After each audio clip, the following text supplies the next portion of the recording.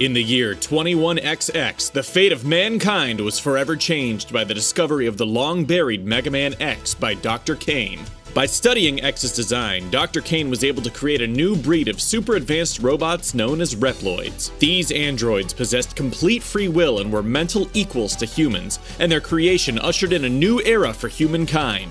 But, as is bound to happen with mechanical creations, some Reploids started to malfunction, sometimes to the point of harming humans. These irregular robots became known as Mavericks. Some Mavericks, as I just mentioned, are labeled as such due to a programming flaw or malfunction. Others are turned into Mavericks by a computer virus, namely the Sigma virus. And finally, some Reploids decide to go Maverick of their own free will. Whatever the reason, these Mavericks make up the population of badass bosses from the MegaMan X series. For this list, I have two exclusions. First off, I'm not counting Zero. Though he was technically a Maverick when he was discovered, he spends the majority of his time fighting against them. Also, you guys know how biased I am towards Zero, and he'd probably end up as number 1. The second exclusion is Sigma. Considering he's Granddaddy Maverick, is present through all 8 X games, and is responsible for the entire Maverick Rebellion, he's an auto pick for number 1. Plus, he's just really badass. Aside from that, everyone else is fair game. On with the show!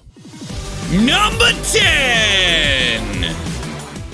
MegaMan X8 was the final installment of the X series, and while it wasn't amazing, it was a hell of a breath of fresh air after the travesty that was X7. Without a doubt, the coolest Maverick that debuted in X8 was Dark Mantis. There really aren't a lot of critters in the animal kingdom cooler than the praying mantis, and it was about time we saw a Maverick boss based on one. This dude's design is just killer. The choice to make him purple rather than green might seem like an odd one, but it honestly just makes him appear so much more sinister and threatening, which is fitting due to his very ninja-like fighting style and his affinity for darkness-based attacks. The highlight of the battle with Dark Mantis is definitely his overdrive attack, during which he floats up to the middle of the room and unleashes 2 giant purple energy slashes, yelling, "I'll rip you apart!" Really just one badass Maverick.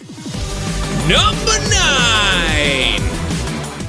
Please just look at this thing. This is the first of MegaMan X's many badass fire bosses that made it onto the list. Spoilers, this ain't the last one. Honestly, this dude is on the list for his name, design, and stage theme alone, because his in-game sprite looks like something from the Game Boy Color, and his battle is pretty uneventful. However, his stage theme is insane. It's basically a Dragon Force song. And I know that stage themes is a different category, but I didn't give this one any love in my video last year, and I feel like that was an error. Plus, look at this thing! He's not a phoenix, he's a Heatnix. What the fuck is that even? Who cares? It's awesome! I guess that's all I got for this guy. Sick design, cool name, speed metal stage theme. That's enough to be number 9, right? Number 8! This one is a bit of a gray area, but if the MegaMan Wiki lists Dynamo as a Maverick, then damn it, he's a Maverick. Albeit one that decided to go Maverick of his own free will. In MegaMan X5, Dynamo is hired by Sigma, yes, hired, not infected. And his job is pretty much just to slow down MegaMan X and Zero so Sigma can carry out his own plans. Dynamo makes the list because he's one of the only characters that feels like he's less of an evil bad guy and more like a rival, sorta like in the Pokemon games. Dynamo is harassing you of his own free will and not because some virus has made him berserk. And on top of that, he mocks the player every chance he gets. He likes to specifically call out Zero for being too hot when he fights, claiming to be the coolest and wisest of all. I also really like Dynamo's design. He's rocking that Zero-esque hair out the back look, and he's got a cool Proto-Man-like visor. He's actually a lot like Proto-Man in the sense that he shows up randomly just to slow you down, and you don't really know much about him other than that. He attacks using a pinkish energy saber that he can throw like a boomerang and use as a shield, as well as some energy-based attacks. All in all, Dynamo just exudes coolness, and that's enough to land him the number 8 spot. Number 7! How many colors can we fit on one boss and still have him look cool? 9? Fitting for a Maverick named Neon Tiger. Despite being completely over-designed, this dude is a total badass. I definitely have a weakness for anything rocking the Wolverine look, so this guy had no trouble clawing his way up to number 7. Neon Tiger is a Maverick boss from MegaMan X3, and the one that I typically start with, despite him being kind of a pain. He likes to bounce off the walls, shoot lasers out of his tail, and of course, slash you into little pieces. Defeating him awards you the Ray Splasher, a machine gun-like barrage of light pellets similar to the ones he shoots from his tail. Honestly, it's kind of a disappointing power when you consider he could have given you his freaking claws, but whatever. Leave the melee fighting to Zero, I suppose. Number 6! Can we talk about what a dope freaking game MegaMan X4 is? MegaMan X's debut on the PlayStation was a raging success, complete with updated graphics, anime cutscenes, a brand new roster of kick-ass Maverick bosses, and the ability to play through the entire game as Zero. X4 blazed new trails while still sticking to that tried and true MegaMan X formula. One of my favorite bosses from X4 is Colonel. As the second-in-command leader of the Repliforce, Colonel's status as a Maverick technically falls into the free will category, though it was only through Sigma's manipulations that the Repliforce was seen as a Maverick group in the first place. It's actually kind of a bummer. But all that aside, I really like Colonel's design. The fusion of a military-style uniform with the usual Reploid features is pulled off extremely well. He also wields a beam saber, and you know how I feel about sabers and the characters that wield them. His boss battle is specifically fun with Zero, since you're basically having a sword fight, although he's got a few other tricks like his Energy Breaker and Ground Crush, both of which are very cool in their own right. Number 5!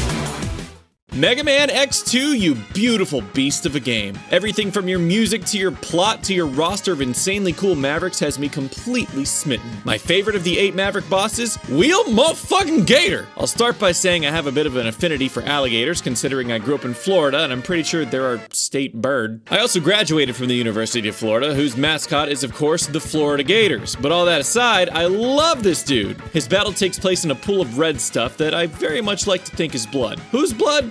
I don't know. The world is mostly robots, so that's confusing. Anyway, the fight with Wheel Gator is super suspenseful. He lurks underwater, or under blood, out of sight, waiting for you to make the mistake of lingering for too long in his domain. If you're smart enough to stay on the walls, he launches 2 wall-climbing saw blades after you, just like a real alligator. No, but for real, the rest of his attacks are inspired by the way alligators actually catch and kill their prey, lying in wait underwater for the moment to strike, and even this crazy spiral drill attack is inspired by the way alligators literally spin their bodies all the way around to mangle their captive prey. It's pretty f***ing cool, guys. Pretty cool.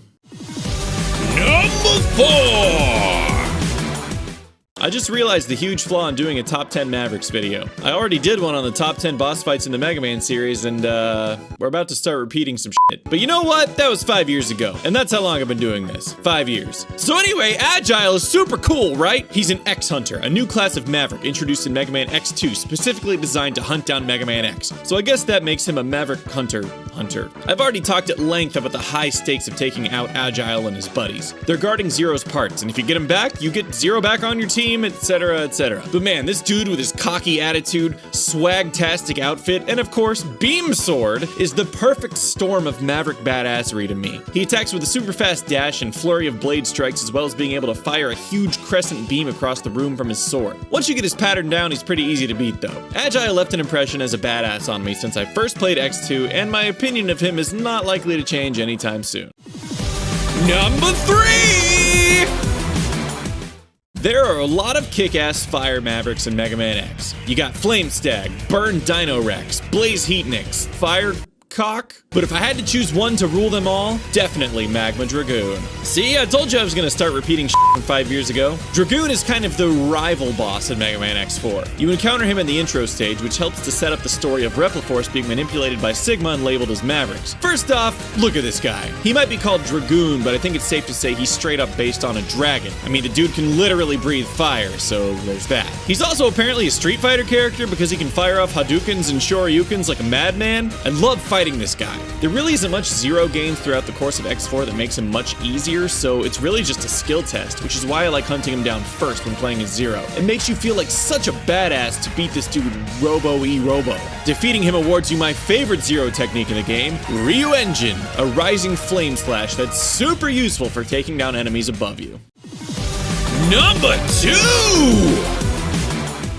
I love Storm Eagle. I mean, I think eagles in general are pretty epic. You guys already know that about me, what with the whole Braviary obsession. But this guy easily has the coolest design of the 8 Maverick bosses in MegaMan X. He's just so ridiculously majestic, and I'm sure his stage music only adds to his majesty. Storm Eagle might be a relatively easy boss once you get his fairly simple mechanics, but I'll tell you what, the first time I fought him as a kid, I was literally blown away. I didn't really understand how dashing worked, and I had no idea that it was the only way to stay on the stage during his flappy phase, get through his storm storm tornadoes and avoid getting dive bombed during his dive bomb phase. And the fight with this dude is just so epic. It takes place aboard the Maverick airship you see in the intro stage, which is demolished into a battle arena when confronting this badass bird. You can actually see the ship floating up into the sky during the fight, and once you defeat Storm Eagle, it's clear that the ship is plummeting towards Earth. Good thing X can just like teleport away. On top of that, you can infer that the ship actually crashes into the power plant that serves as Sparkman Drill's level, which is made apparent by the pieces of the ship you see at the beginning of the level if you select it after beating Storm Eagle. It also happens to make the level easier. Man, MegaMan X has so much insane depth and polish. What a freaking perfect game. Oh yeah, Storm Eagle's awesome too. Number 1! Here we are, number 1. And the boss that made number 1 5 years ago tops the list again. Vile. I cannot overstate what a great villain Vile is. We've already covered ad nauseum Vile's importance to the game design of MegaMan X. He's the dude that shows you the power gap that you need to close to beat the game. He's the guy that you're just dying to kill throughout the entire thing. But Vile's status as the number 1 Maverick goes beyond that. He actually manages to encompass all 3 reasons for going Maverick. Vile was originally a Maverick hunter like X and Zero, but his initial programming left him with an irreparable short circuit in his robotic brain, causing him to battle relentlessly against Mavericks, using excessive force to neutralize them with no regard for the surrounding area or innocent lives, leading to his eventual arrest by the Maverick hunters. So that kind of makes him a malfunction Maverick. Once Sigma goes Maverick himself, he frees Vile from his prison, but rather than infecting him with the Maverick virus, he tells Vile he needs a Reploid on his side that will join the Maverick cause of his own free will, making him a free will Maverick. I don't think anyone knows Sigma's reasoning for this, but the series is full of plot holes, so I guess we just need to let this one slide. Eventually, Vile is of course destroyed by X and Zero later in the game, making him a maniacal lunatic totally bent on destroying X at all costs, including luring him into a self-destructing factory. So that makes him a virus Maverick. This son of a bitch also comes back in MegaMan X8, presumably rebuilt again as one of the game's new generation Reploids, who once again go Maverick of their own free will. So there you have it. Dude goes Maverick every way you can go Maverick. And he continues to haunt X and Zero for years and years and years. Also, he looks cool as shit. So there you have it. 10 out of 10 Maverick. Wow. A video. I made a video. Can you believe it, guys? Here we are, May of 2018. MegaMan May. It's a thing. It's happening. It's happening all right here, right now. This is the first one, and it may be going up a little later in the month than I'd planned. I mean, it's still like the first week, so who's counting? But anyway, I hope you guys enjoyed it. Make sure you like this video if you liked this video. Make sure you subscribe to this channel if you're new here and you enjoyed this video. And, you know, I guess this is a new thing. You gotta click that bell button up on my channel if you want notifications when I upload, because YouTube hates its creators and doesn't want our subscribers to see what we post, so that's cool. Anyway, yeah, subscribe, or I'll kill you! As always, a huge thank you to all my awesome supporters on Patreon, especially Hirantuo, Totter, the NM22, Jeffrey, Jared Forrest, Stooge, Mero Ochi, and P-Funk.